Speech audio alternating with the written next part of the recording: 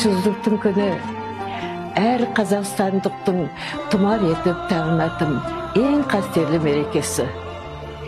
Тәуелсіздіктің әр күнін қадір түніндей қадірдей білгенде ғана біз шын мәнінде де мәңгілік елге айналмақпыз.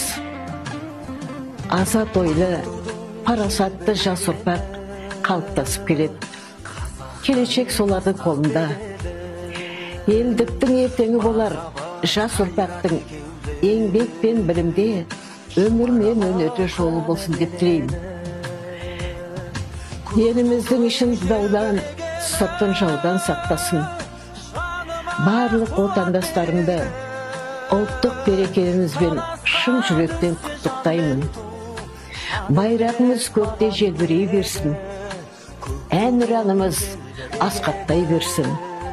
Ел таңбамыз төрден түспесін.